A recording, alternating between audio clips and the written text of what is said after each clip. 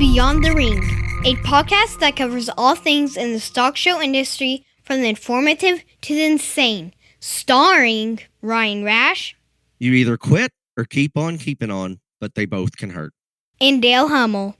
There are consequences for not participating in elections on every level. Now on with the show. Welcome to Beyond the Ring. This is Dale Hummel, along with co-star Ryan Rash. Hello. Ryan, how's Houston? I had to leave to come record the podcast in the middle of the Charlotte, so I'm not happy. Not happy. A few days ago, it was in the low 80s. I don't give a shit about the temperature, Dale. I'm missing the show. Oh, I'm telling you, if you're in Illinois, you would care. It is cold, snowing. It's winter again. We had some good weather. Now it's gone. It's disappeared. I think it's time. I don't know what you have in mind for current events today, but I have a couple things to discuss. If you have something specific, very little in current events because I've been at the Houston Stock Show for it seems like a month. So yeah, I got nothing. Don't worry about me. I've got a little bit. I enjoyed my short time in Houston, and it was 80s low. It was beautiful. The first thing I wanted to bring up, Ryan, before I've got a couple, but I did see a poll. And we talk about the DeSantis, Trump, and if you want to put Nikki Haley in there and a few others, you can throw Pence in there. But I saw something that was interesting, and I don't know how legit the poll is. 538 poll is what it's called on March 6th. They have unfavorable versus favorable ratings. So it's not just a head-to-head poll necessarily, but just a general populace of likely voters. Independents, Democrats, Republicans, all the above. I don't know how they categorize that. I don't know how they sort all that out. But it was interesting to me that you have Trump at a 52.2 unfavorable and a 43.3 favorable rating. And I would have thought it had been closer to 50-50 probably. I'm sure there's some that don't, obviously it doesn't add up to 100. So I don't know where those are, but the unfavorable versus, all the Democrats, would you not assume are going to just hammer him? So then you're going to go from the Democrats plus a handful of independents. DeSantis, 35.6 unfavorable. And I think he has an advantage there, partially because you would assume if you don't know a person, it's not unfavorable. And there's probably a lot of voters out there that do not know much about him outside of being the governor of Florida, with a 43.8 favorable. So similar favorability to Trump. And then you have Nikki Haley coming in at a 30.5 unfavorable. So nobody dislikes Nikki, but still only a 37.9 favorable. So if we look at general election, and this is just one poll, I think those particular numbers are about where I would put them, partially because DeSantis hasn't announced. But he's in Iowa, he's going to New Hampshire. He may as well have announced. Would you agree? No, I don't agree. Why? Because he hasn't announced. No, but he's going through all the motions as if he has. And maybe it's to his advantage not to. I don't know. No, it's not to his advantage not to. There is no scenario it is not to his advantage to not to. He is behind, and he is behind by a lot. It is not a little. He needs as much time as humanly possible to change. The Fox poll that came out, it was within like 10, 11 points. Not CPAC, but an actual just poll of Republican voters. 11 points is still 11 points. It is, but for not announcing, and people, I'm sure most Republicans would know. I don't know if they do or not, how well they know him. And maybe it hurts them once they do get to know him. I do not know. But what I continue. There is this late in the game, there is absolutely no positive in not of putting your hat in the ring. Period. That it's none. Unless there's some restriction that once you do, that would restrain him from doing something he needs to accomplish. And I don't know what those rules are. I have no idea. Accomplish what? Idea. Not accomplish, but if there's a financial thing, he can't raise money from such and such. I don't know. I don't know what the restrictions are, but I know some of the people wait to announce for the reason of once they formally announce, they are restricted on what they can or can't do. I don't know what those parameters are. So that's the only thing I can come up with. And maybe he's testing the water by going to Iowa, by going to New Hampshire, and maybe he's going to push it as far as he can to determine if those polls if he thinks that he has a chance. And I think it's in his advantage to test the waters. And if he doesn't have a chance, like you are assuming, then he doesn't need to announce, period. I think that's smart on that part. I think it's also important that he gets out there, and he is doing that. He is in Iowa. He is going to New Hampshire. He is going to go through the motions, in my opinion, as if he already announced without having to. But he didn't announce. Correct. He has not. So no, it's not going through the motions like you've announced when you haven't announced. He's going to the same stops. He's campaigning, basically. No, that's He's not doing campaigning. That is not campaigning. He you is call not, it whatever you want. No, I'm telling you. No, you are wrong, sir. He is not asking. No. Dude, you're delusional. Why in the You're hell is he in delusional. Iowa? He Why may is be he in going there. Iowa? He can't ask for anybody to vote for him when he hasn't announced, Dale. Use common sense. Why is he there? You are Is literally. he just going there to talk? You need to go people in take a Iowa? nap. You are literally crazy.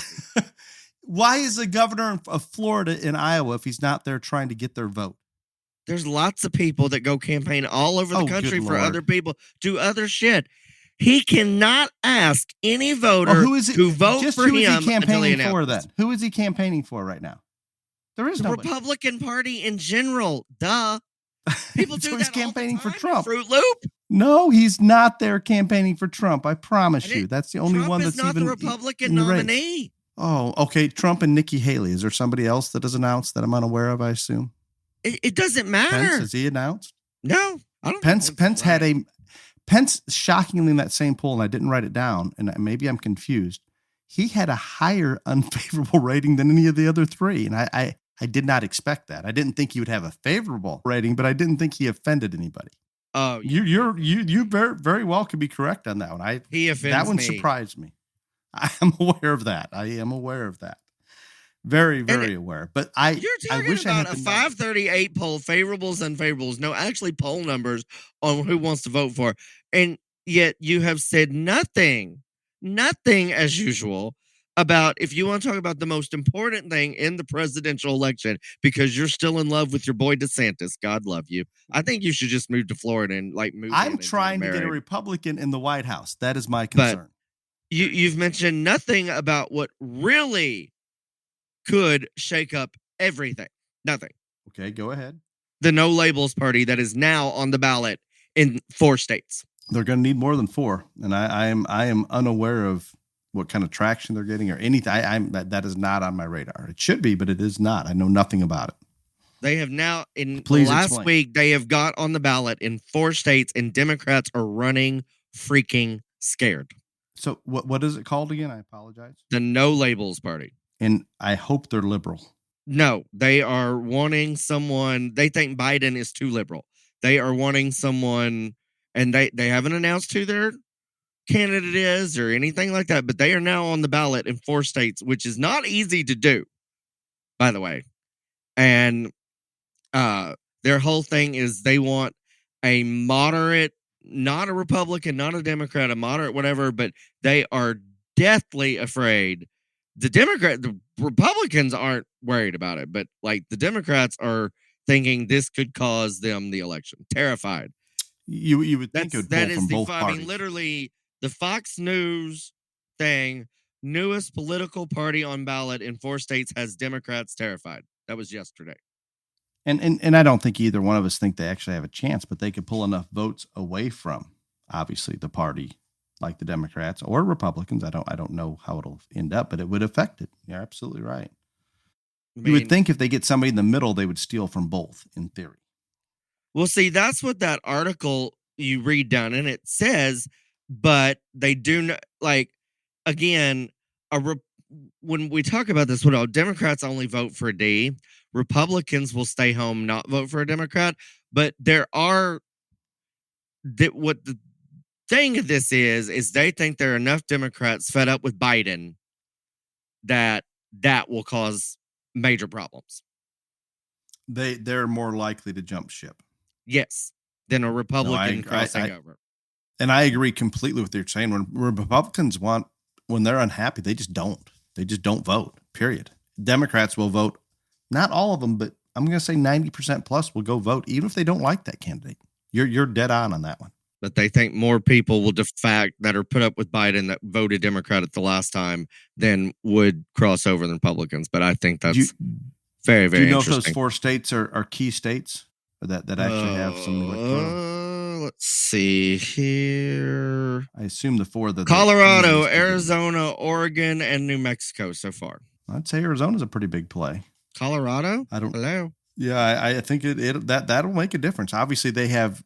I assume that's the easiest states to get on the ballot would be the assumption, but I have no idea. Yeah, I don't know. Absolutely none. And we are, just so everybody knows, we are recording on Monday.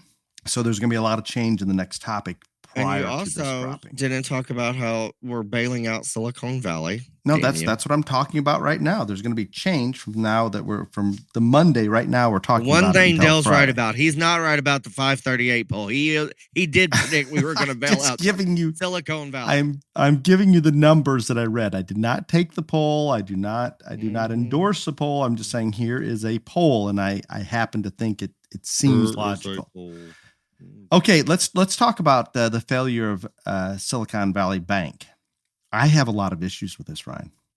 Yes, you're very well aware. You told me already. No, more since then. Many more. Good. So just to give our listeners perspective, and I'm sure by Friday it's going to be all over the news, and they probably already have perspective on this, but this is the largest bank failure since 2008 crisis, I believe the mortgage crisis.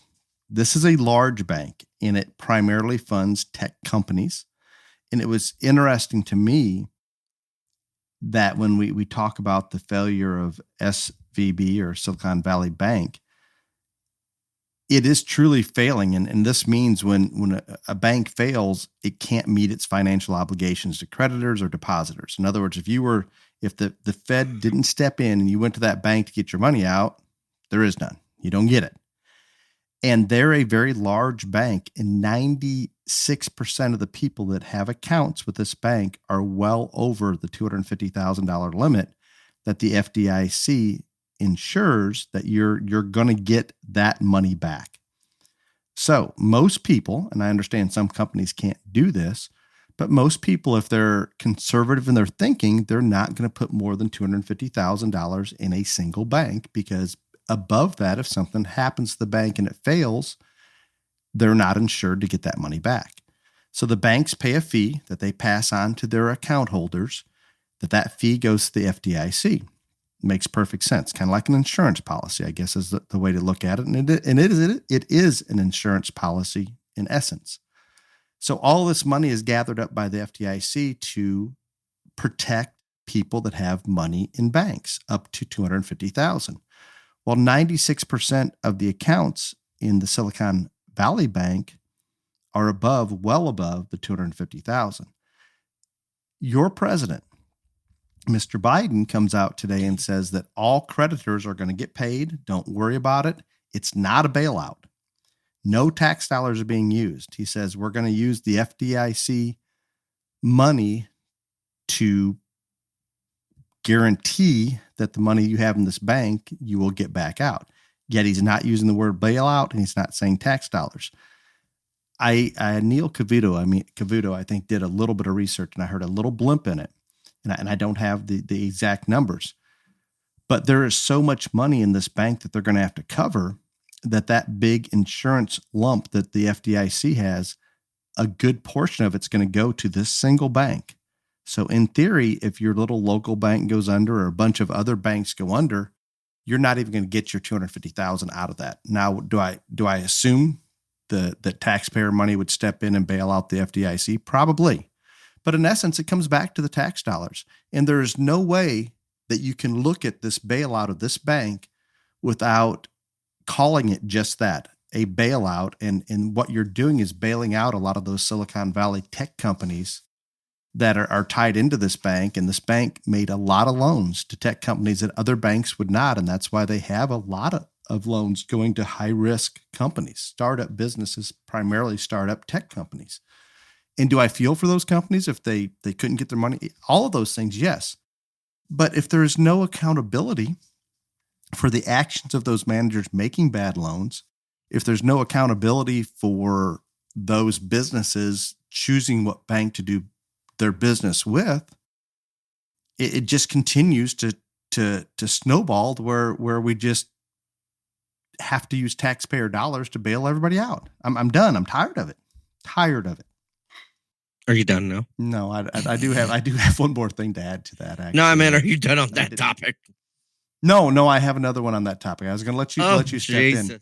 There is some good. The only good thing to come from this, in theory, because there's so many businesses tied to this bank, if they were to let it to go under, we'd probably have a snowball effect, and we'd see more banks undergoing closures. We'd have more banks failing. In theory, if we stop it here, there'll be less of that happening. Or if it continues, the stock market was up and down and everywhere today because the investors just don't know what's going to happen. If we start to get banks failing, that stock market's going to crash like we've never seen. So it's a very slippery slope. I don't know what's right and wrong. I'm just tired of people not being held accountable. So now I am done. Oh, okay. Well, glad that you got done. By the time this drops on Friday, all those questions will probably have been answered. Well, then you can re-record a new session just to go off on your Silicon Valley of no. I'm not a fan of Silicon Valley, in case anybody was interested. Oh. How about your governor out there in Walgreens? They seem to be battling a little bit. My governor? Mr. Newsom. Oh, aren't you the one that says he's cute or something? I think he's good looking. I think he's a moron, but I think he's good looking. He's refusing to do business with Walgreens over their following the law about selling an abortion pill, or I don't even know the details, but basically he's alienate Walgreens from doing business in the state of California. Oh. Terrible idea. I would think Walgreens would want out because of all the shoplifting that's undergoing. I can't imagine any of them are profitable, but terrible idea on his part. I'm also very, very disappointed in you. Why? Because you are always concerned with all things China. And yet I've been trying to lay up. I do have some China news. No. I do have some. Biden fixed it. What did he do?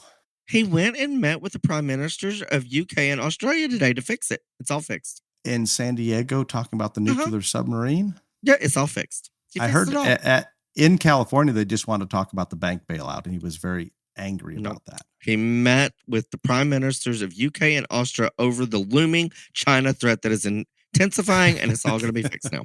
That's been here for a very long time. I'm concerned that China has now broken. There's no more concerns. Biden has it under control, sir. What part of this meeting that I'm telling you about are you not listening to? This part right here. This part. China brokered a deal between Saudi Arabia and Iran, and that is something that normally we would be doing.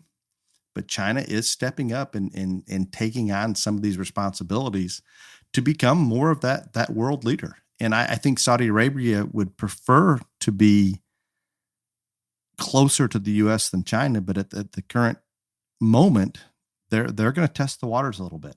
It's a mess. What about your buddy Joe open up ground in Alaska to drill? Yes. How do you think his liberal buddies are going to like that? I don't think they're going to be very happy. AOC is going to be very angry. Very angry. That's the best thing he's done as president. Doesn't that tell you that he's probably trying to go a little more toward the center as all the polls? Yeah, because he's going to try to get reelected. Yep. I think that is the biggest indicator that he himself, not people around him, maybe not his wife, but he himself is trying to position himself to become reelected. No, I agree with that. Any other, this is the shortest current. Oh, that's really not that short. That rant I had must have been long. It was. The most long. I nodded off a couple of times. Do you have any BTR JLA news? Well, the first news I have is those jackets are just the baddest ass things I've ever seen. So I'm just telling you, U40, the BTR JLA Fab 40, those jackets went out and it didn't get a whole lot of traction on social media, but it's got a lot of traction for people that have seen them. We were sitting up in the stands today at the Houston Stock Show, and I bet 20 people came by asking the one girl that's got hers in Texas how to get that, all this other stuff. And so those things are cool.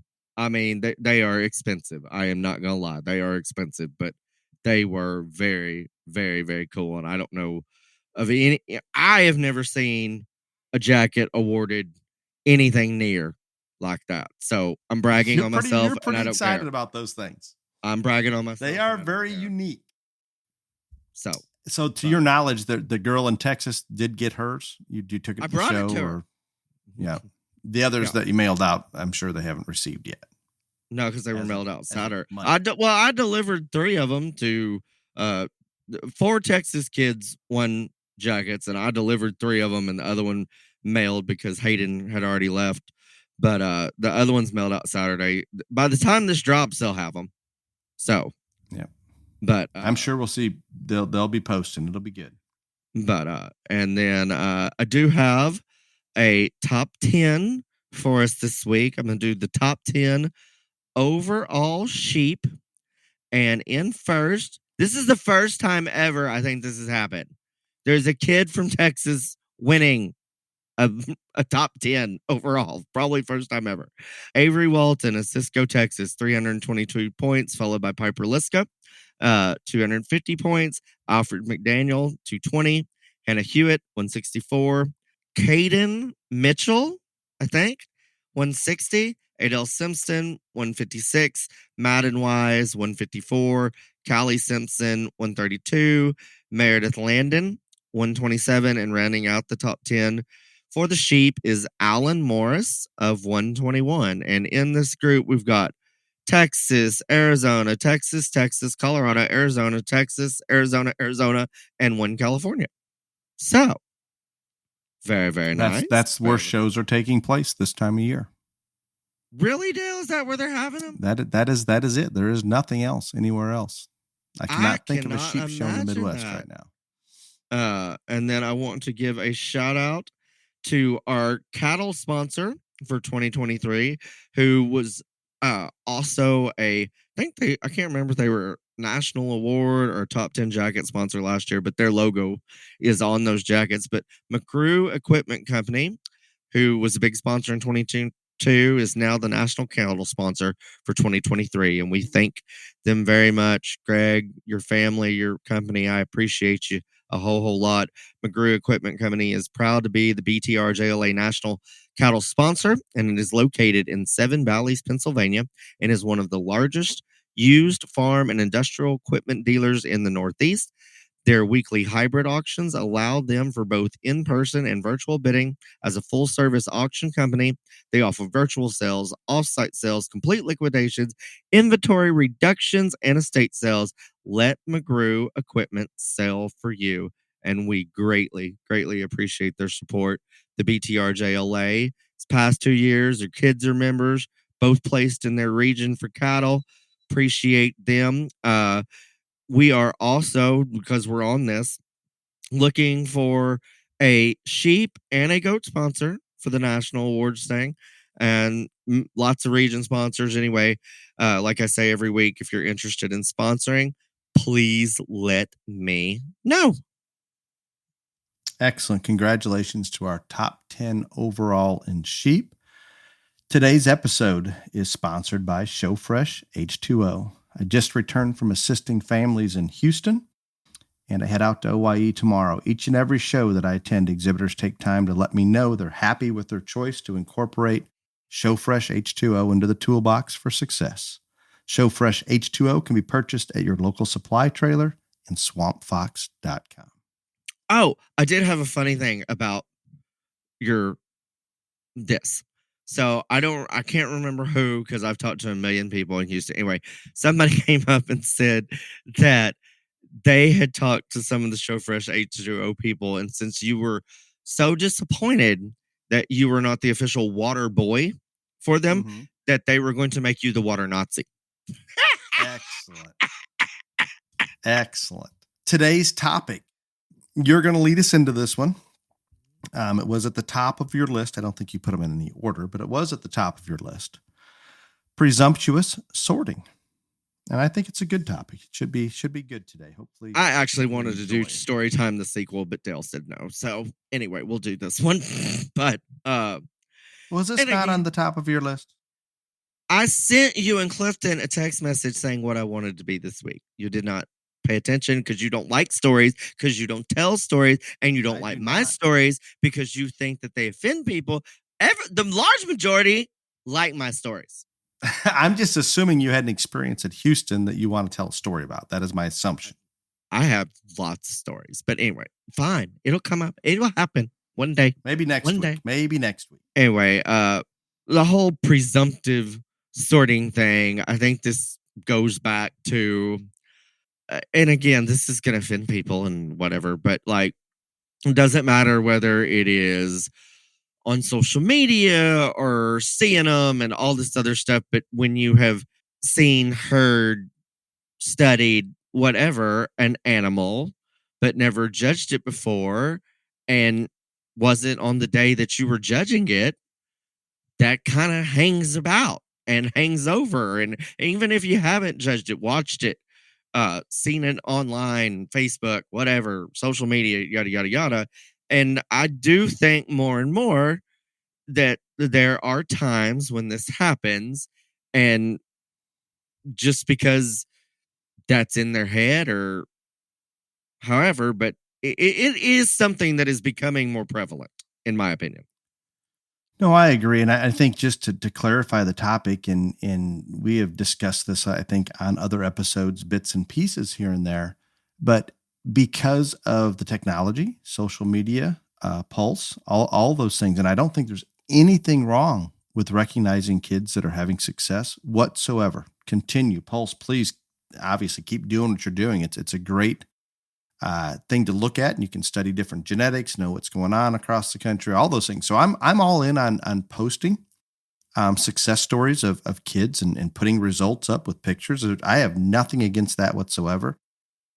However, what I'm concerned with is, as Ryan alluded to, judges are seeing this, and unfortunately, they're allowing that to guide their decisions sometimes in the show ring. Not all judges by any means, but it is happening to a certain level. And I believe it's happening to those judges that maybe aren't as confident in just going out there and using what they like or what they prefer, and doing their own thing. And Ryan, maybe it relates back to last week's topic, thinking outside the box, or just thinking for yourself, maybe is a better way to put it, that they're going to follow the lead, that if you campaign an animal that has a lot of success right out of the gate, as soon as we start that show career, that right now is a pretty big advantage, because you're going to have judges that will likely fall in line with that particular animal. And it may be well-deserved, but in some cases, it probably isn't. It goes both ways.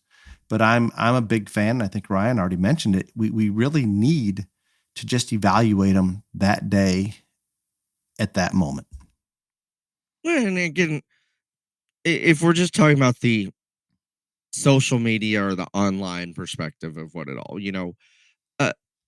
of course, everybody's going to post when they win. And again, just like Dale, I don't think there's anything wrong with that. I think that you are really missing the boat as a breeder, broker, parent, whatever, if you don't promote that animal or that kid for this reason that we're talking about right here. I mean, I'll call a spade a spade.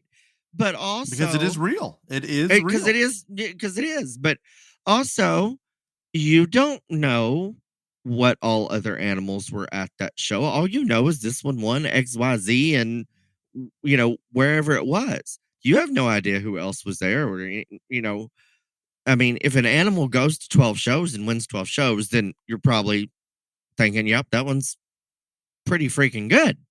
But again, it may well be.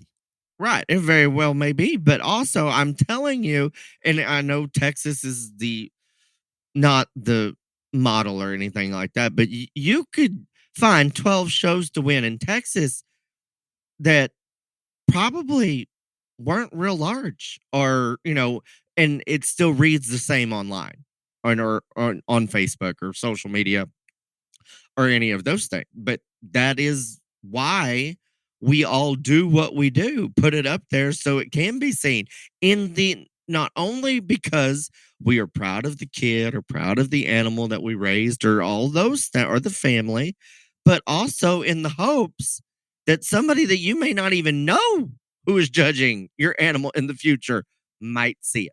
And that's just the truth, folks. I mean, again, it's how it is. And I worry a little bit, Ryan, and I don't have any proof of this, but I just assume that sometimes when, and especially, and I'm not going to pick on younger judges, or I don't know how to word that, but some judges that are going to a certain show may actually get online and look to see, hey, what do I assume is coming? How have they done? And that's I just cannot believe you would say that people actually do that. Oh my God. How shocking. I have a hard time with it. Yep, Oh, I I have a may hard time faint right believing it. here. I may faint right here. I don't know if I can go on. Yes, Oh they do it. my. Yes, You they do it. sure? Yeah. Yeah. And I'm not saying I don't want everybody to think all, but yes, there is a section of the judging population, and it may not influence their decision at all either. I can't prove that, but I do know that people do go study and do their homework before shows. And would you agree right now, getting when you come out the gate and start that animal's show career, that it's more critical to get those wins just boom as quick as you can Yeah, for because this purpose? I mean, this is the whole reason. Yes, it is exact because again, and I think it's more in for like the fact that you may not even because not that every show announces quickly or all this other stuff, but you have no idea. There may be somebody that you're not even targeting to see that animal that might see that it won show XYZ and judge you later. So yeah, you're crazy if you don't post all that stuff up there. The whole problem is that all of us as judges, every single one of us should make because we know this and this is out there and it's part of the game and there's nothing wrong with playing the game. Nothing wrong. Let me state that. But we should all make a more conscious effort to try to let that influence us even less than if it does at all. That is my point on that. And once you see it subconsciously, it's going to be there, but you can still make an effort to let it influence you the least possible. Right. I'm not telling people not to go on social media, the Pulse, or anything like that because you're judging the show, because it's not going to happen. I mean, it would be dumb. But I do think that we all can make a more conscious effort to try to stay. If you see one that comes in and you're like, oh, I saw that one won this, still try to do your very, very, very, very best to not let that influence the outcome of what happens on in that ring. Because and again, as much as I judge, a lot of times I see animals throughout the year. Might see them as, if we're talking about cattle, might see them when they're a calf, might see them as a market steer, might see them as a heifer calf, might see them as a bred, all this stuff. And here, and this is something I'm going to get off on a tangent, but I'm going to get off on a tangent. So a lot of judges, and this is off topic, but anyway, a lot of judges don't like using heifer calves to win shows because they always say, oh, well, this one's got a bright future and da da da da and yada yada yada and all this other stuff. And there's nothing wrong with that if the big bred, etc., is there and way better. I get she's proven and all this other stuff, but there is no guarantee that heifer calf is going to stay a great one or look even better the next time. That's why I've always been a firm believer, regardless of age, just use the best one that's in the ring that day. That is off topic and a rant. But anyway, it just how it is. But cattle change, sheep, goats, pigs, they all change. And just because they look great at one show doesn't mean 3 months from now, when you see them again, they're going to look that good or whatever. Things happen. It's just part of it. And so I think that is something that we also need to remember, is that animals change. They're just like humans. Have great days, have bad days. Unless you're Dale. He doesn't have many great days anymore. But I mean, it's fine. He's always complaining about something hurting. That's what I'm saying. That might be your motorbike cross asphyxiation problem, but it might be. I'm attempting off topic to talk my wife into allowing me to purchase another motorcycle to keep somewhere in Utah or Nevada for the winter ridings. Great idea. Okay, with the back on topic, I agree with everything that you're saying, and there's no way you're going to stop from looking at that. And I have another example. Even our jackpot shows that are Saturday, Sunday, judges seeing on social media what won Saturday, and they're basically evaluating the same animals the next day. I mean, those things are going to happen. I Or do ring by think there ring. is, or yeah, even during yeah, exactly, just across the fence. Yep. And I'm not saying that judge is going to be able to study how all were lined up in every class, but if you're ring to ring, there's a very good chance you're going to see those champions at least at a very minimum. And I don't know. I guess I don't go to enough of those to watch, but I'm going to assume a lot of them are using the same animals to win. Maybe it's rightfully so, or maybe that first judge used him, so the second judge jumps in and does the same. It's hard to say. I think you get all of the above happening. I do believe that if we, and this is gonna sound bad, but I'm gonna go down this rabbit hole anyway. Partial solution is hiring judges, or I guess the people that are hiring judges, whether it be a committee to county fair, an individual to jackpot show, state fair, national show. There's a lot of, sometimes it's a committee, sometimes ag teachers submit a list. Sometimes it's total dictatorship. Even at the very biggest shows, you have one person that is in charge of deciding who judges that show the following year. They may have people in their ear, but you have that one person making that decision. And we can't expect, no matter how hard some of the superintendents may try to bring the best judges in they possibly can, they're probably not in those trenches, especially across species. And there's no way they can understand where that person is politically with other families of that species, who they've sold to, all of these things that you could connect the dots, and it's probably going to end up a disaster. And I think because of the system we have right now, and there's everything from, as I mentioned, from a committee that decides to a single dictator that decides. And when it's like that, and those are the only people contributing, more times than not, we're going to be in a situation that they're grabbing a judge. Let's use an example. You just got pulled to judge a national show in a given species.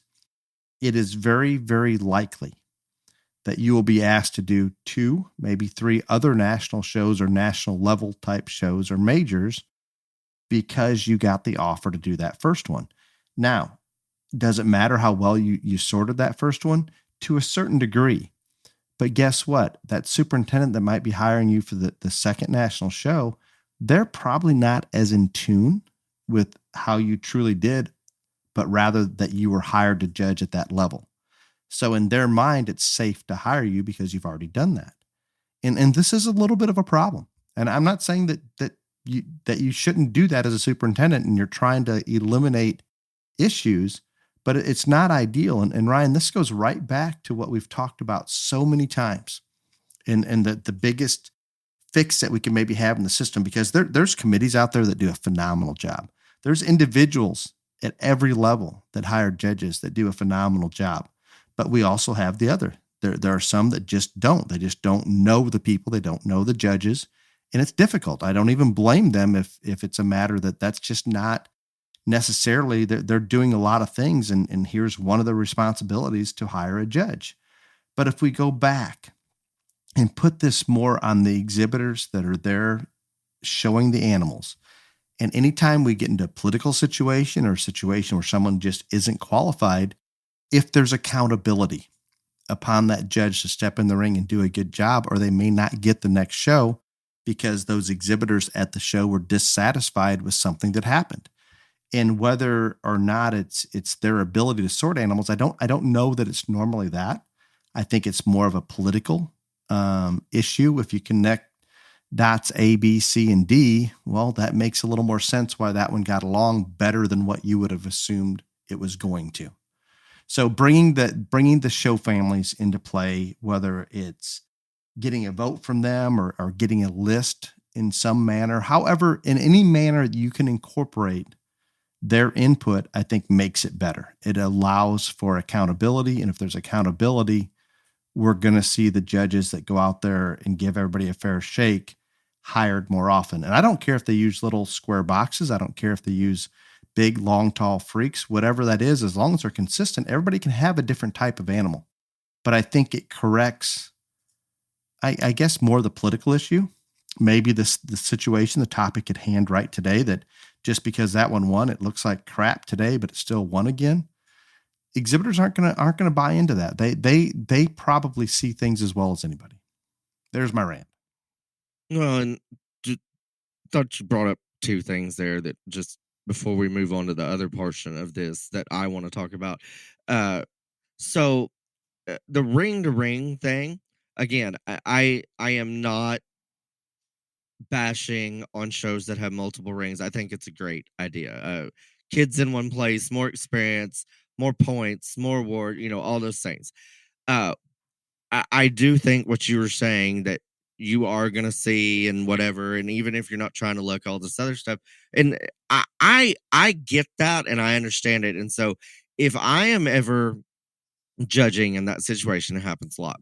I will be honest with you when it is the other person's. I mean, you cannot help but see what goes on while you're both some of what going on while both the judges are actively sorting.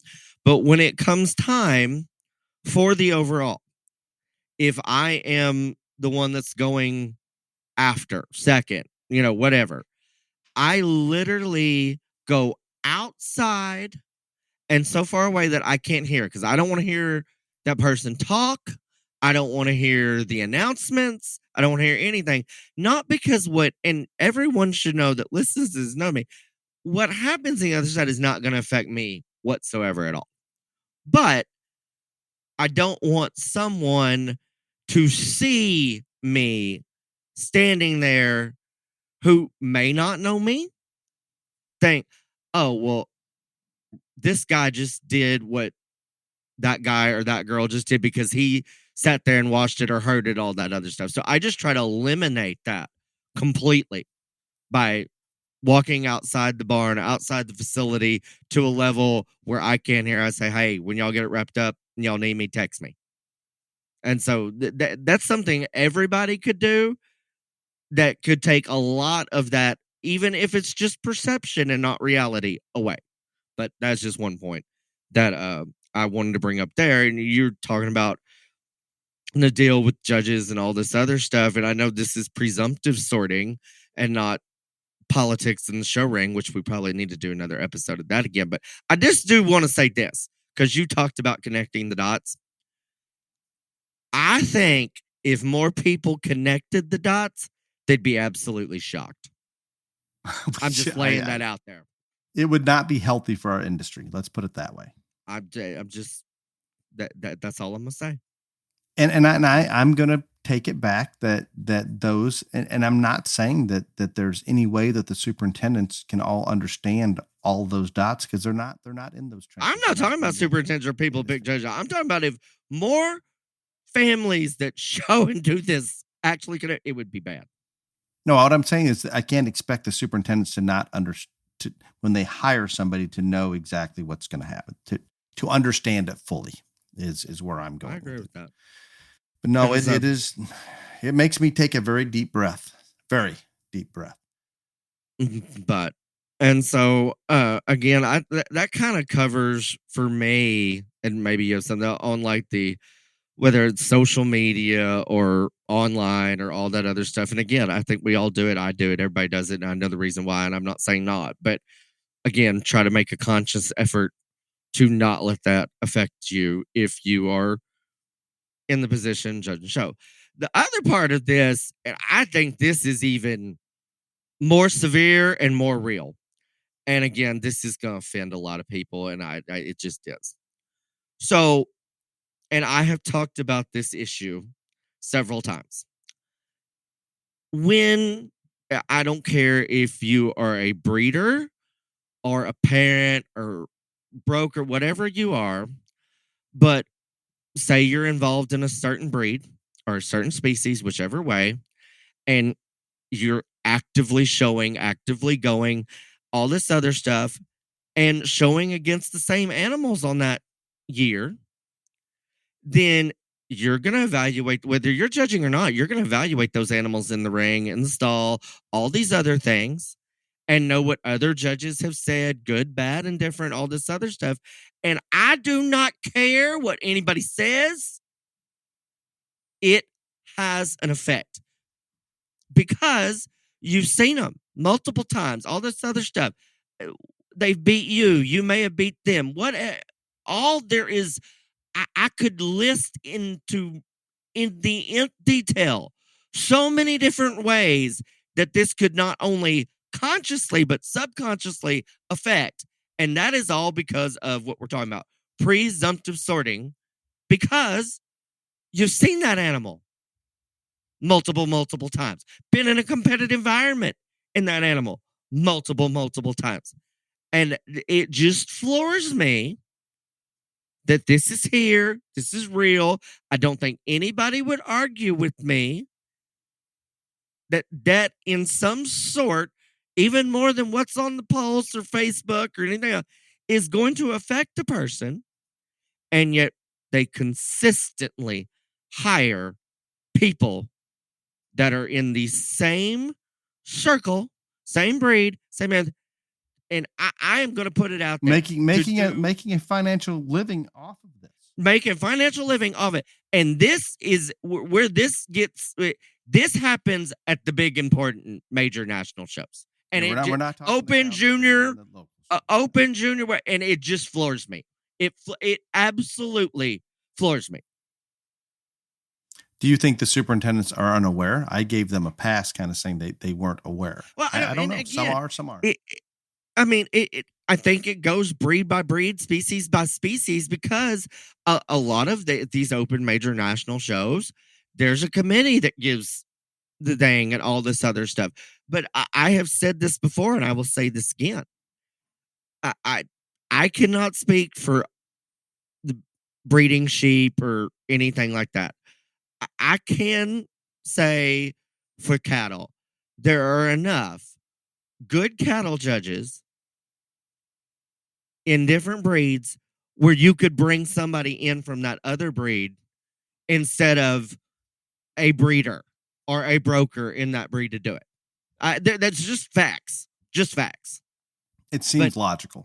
Period. But again, every show is different. Every whatever, there are committees in different species, breed associations that submit lists, all this other stuff. So I don't know. I'm just saying, as a general phenomenon for me, is what I'm saying, that I cannot understand how this continues to happen all the time, when if you don't know that is baked in the cake, you are clearly an ostrich with your head in the sand. Agreed. And I think if you step outside the cattle, Ryan, and I see it, maybe it's just I've been more aware of it in the cattle and particularly some of the open shows. But I think it's through the junior shows, it's through everywhere. If we step out of the cattle species in the sheep and goats and even in the hogs, definitely in all three of those, some of the most qualified people to evaluate those are those that are at the top end breeding those animals and making a living doing so. And they're probably selling on a national scale. So on occasion, you will see breeders that maybe are only selling to their local state, judge somewhere out of state or on a national level because they don't have animals necessarily or of any number going to those shows. But as of recent, it seems like all of a sudden, and it's been going on in all three of the species, we're bringing breeders in that just as you said, that are actively competing for families of other breeders that are showing in front of them. And whether you want to try to play it straight or not, that is going to affect you subconsciously. And I've always gone back to the statement. I don't know that I've used it on this podcast, but good people will make very bad decisions when there's financial pressure. And you need to think about that. Just good people that normally would not. If the well-being of their family's financing is tied to something and they're under any financial pressure, they're going to make a bad decision more times than not because of such. Right. And I mean, I also don't want this to get misconstrued. I do not think that breeders, brokers, whatever, are going out there judging their own animals. I am talking about they have competed, they have watched, they have seen these animals show against stuff like them. Maybe they won against them, maybe they lost against them. I don't care. You can't not form an opinion before you step in the ring. It is physically impossible. And I want to state for the record that when you're not inside the ring, it is a lot easier to throw stones or all this other stuff and whatever. It's a whole different deal when you're the one out there under the bright lights in the center. And for people that don't judge, you don't know that, but it is physically impossible to notice an animal at a show and not have an opinion. And that's just facts. I agree completely. And it's an issue. It is what it is. And I don't know. We always want to stimulate discussion, and hopefully that this does stimulate some discussion out there amongst the show families across the country. And I don't know what the absolute solution is, but let's hope we can talk about it and get people to think a little bit deeper about who do we hire? Who is going to be that independent thinker and is appropriately capable of judging that show without impacting what they're doing from their business standpoint. I also want to say that I don't think that if you breed Wagyu cattle, you shouldn't ever be allowed to judge Wagyu. That's not what I'm saying either. I'm just saying, and that was just an example because I don't want to give some breed and they think that I'm going after whatever. But well, you just did the Wagyus. Okay, well, there you go. But anyway, I also don't. The correlation of the number of judges that are actively involved in some format with a given species or breed does not make sense to me when there are other qualified, capable people that would not have one of those presumptive things in their mind. Would you at least agree with that? Yeah, not only presumptive on the animal, but the person showing the animal, that breeder that raised the animal. All of it. It goes on every level. And there's no question that I guarantee you when they step out. I'm telling you, I should never judge a Beefmaster show. I'm telling you I shouldn't. Like, no, I'm not saying that I'm not saying that I couldn't do it. Couldn't try my best, but I'm telling you I should never do it because we show against those cattle. I know the people, good, bad, ugly, whatever. I should never judge a Beefmaster show. Not that I'm going to. Even consciously going into it, it would be hard. It would be harder, period. Yes. And I'm telling you, I should not do it. Not that I'm ever going to, but I should not. And so I don't know if, and the reason for having this podcast and topics like this is because I don't know if people are thinking about things in this manner, in this way, because I guarantee you there's very few people. And now, since podcast is as popular as, I've had more and more people say, hey, this is something that needs to be talked about.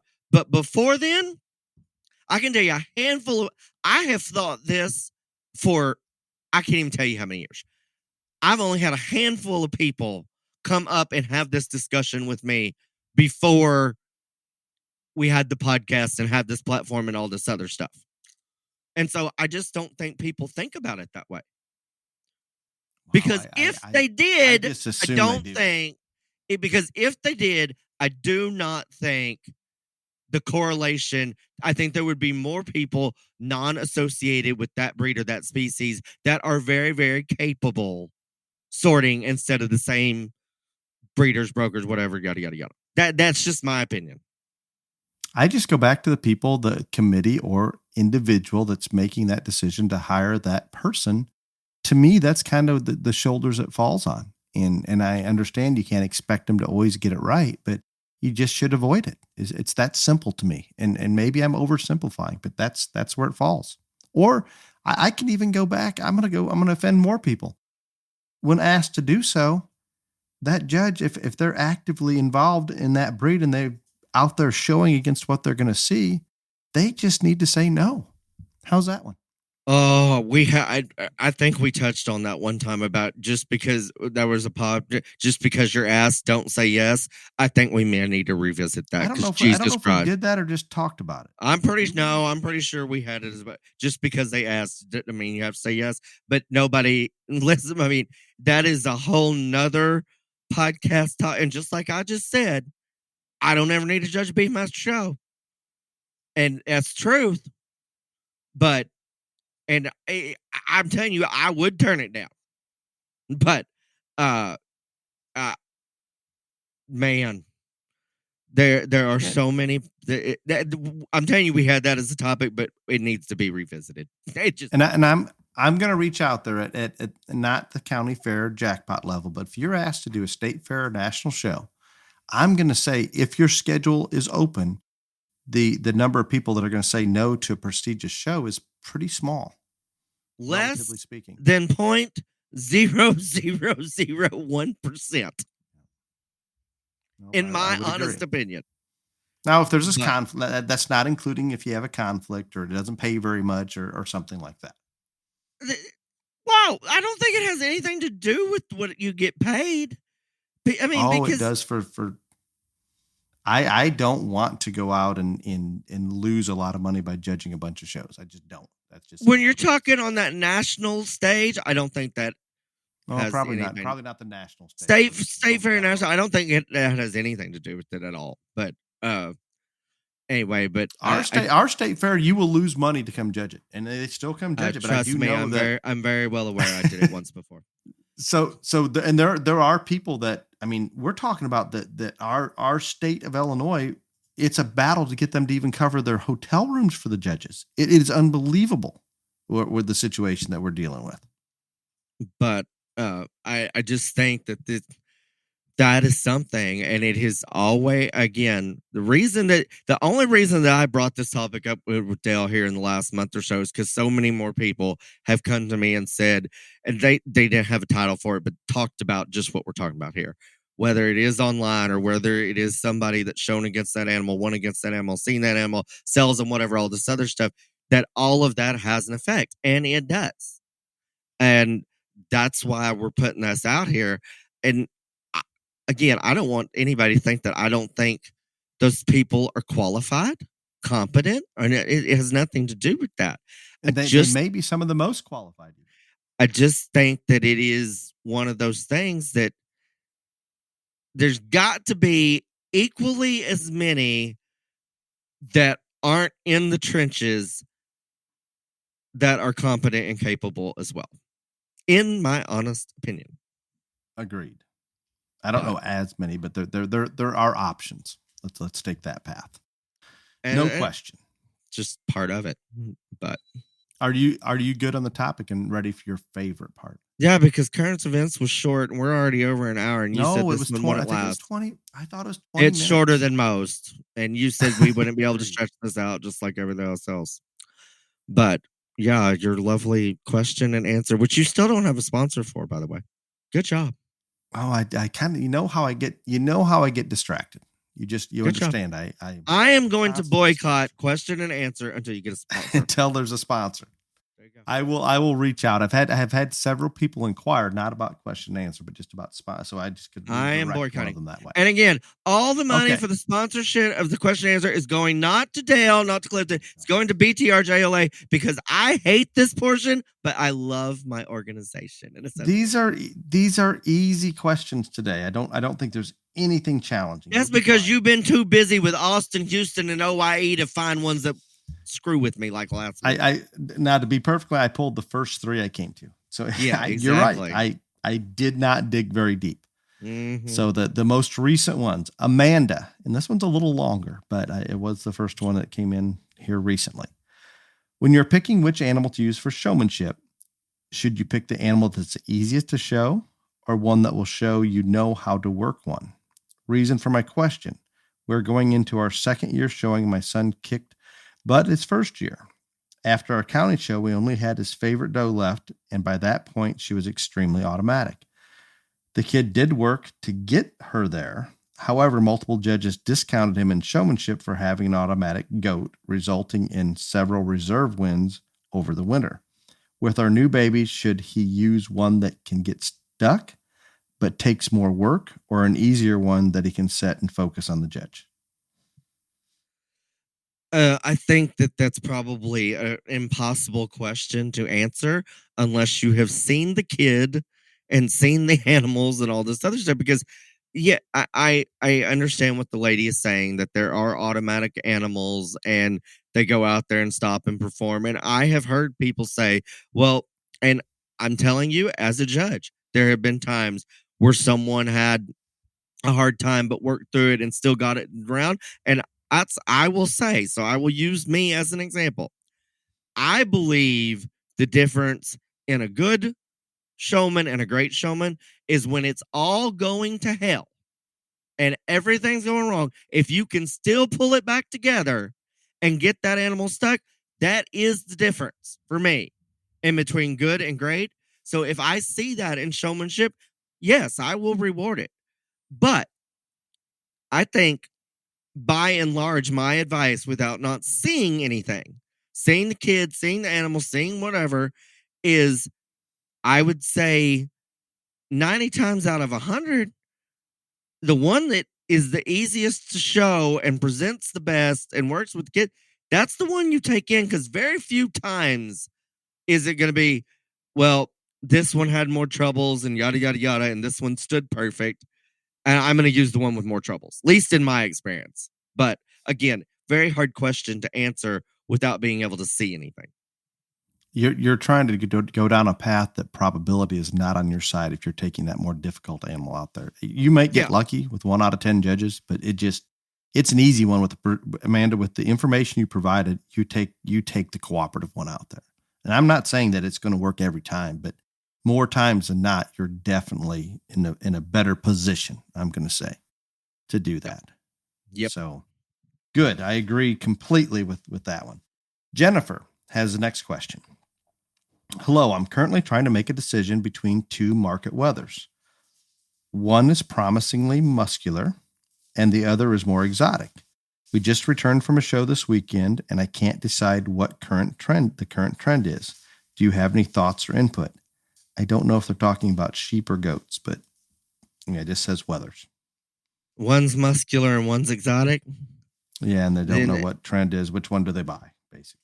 Again, I would need a lot more information than that. And I think it's I don't want to say that I don't want to answer the question, but I would need a lot more information to give you an intelligent answer. Sure, I can just say pick the exotic one or pick the muscular one, but again, not seeing the animals, not knowing what your end goal for the animal or anything, I can't give you an informative, intelligent answer to that, because as many people that are out there sorting, whether it's goats or sheep, like exotic ones, there's an equal number that want a more muscular. So I can't give an answer. I can't give an intelligent answer to that question.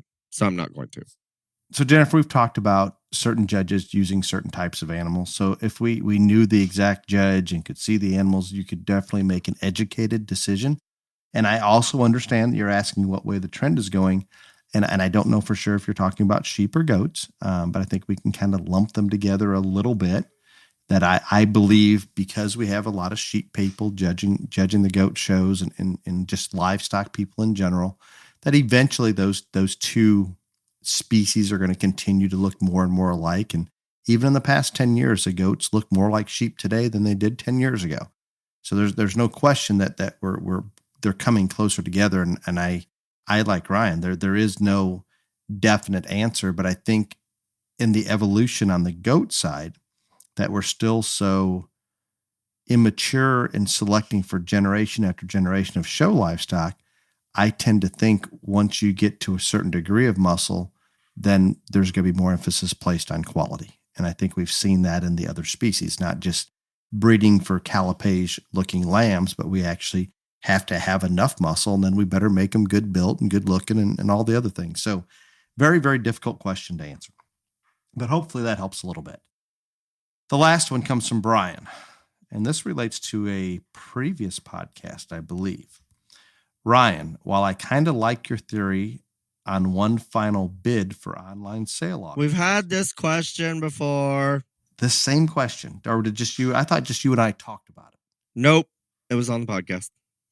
Well, give for those that didn't hear it your theory. You're tired of the extended bidding. Yeah, I'm aware of that.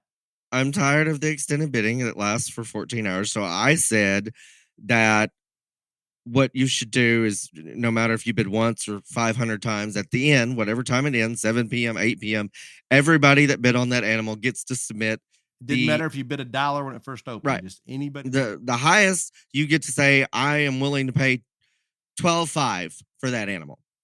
And if you are the highest bidder, then you go to whoever's next. If somebody said that they would pay $10.5 for that animal, then there is a set dollar figure that, whether it's $100 or $500, you pay over what the next highest bid is. You don't have to pay the full amount that you paid unless that's what it is.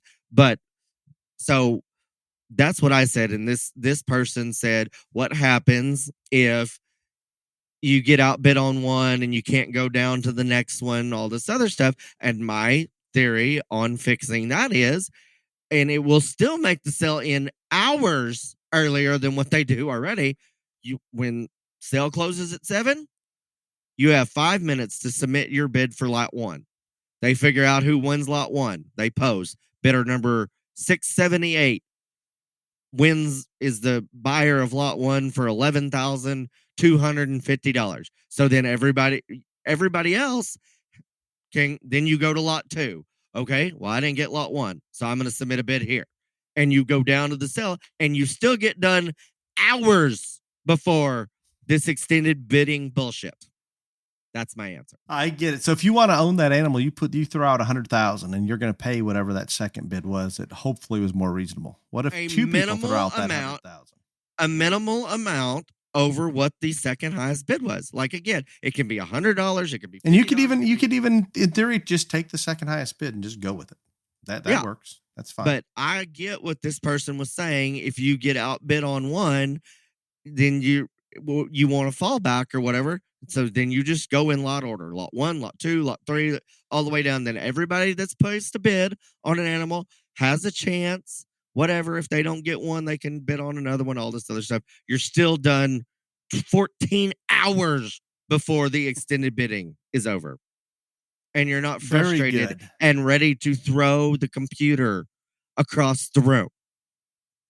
And you would like your consulting fees, whatever. I will, yeah. If they do this shit, I'm taking a percentage. That's just all. I'm gonna go knock on whatever online sale company's door is and be like, "Excuse me."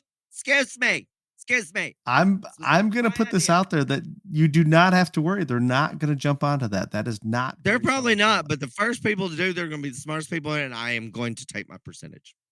There you go. I forgot something before we close. Oh, I like Ryan have not seen a lot of news lately, but I get them popping up on my phone. And I think this one came through on my phone. The perception that the U.S. citizens have on China has gone from like 50% negative to 85% negative in a relatively short period of time, with Republicans being more negative than Democrats. But even across the board, it's finally elevated to a significant level. And I think because of that, you're going to hear all the politicians beating up on our wonderful China. There you go. And that is a good thing. That is wonderful. But I appreciate the episode topic, Ryan. It was good. Hopefully people take it as such. Please submit some more question and answer. And I promise to dig a little deeper into those. And here in the near future, we'll just have a whole episode question and answer, Ryan. We haven't done one of those for a very long time. But until next week, be safe. Y'all come back now, you hear?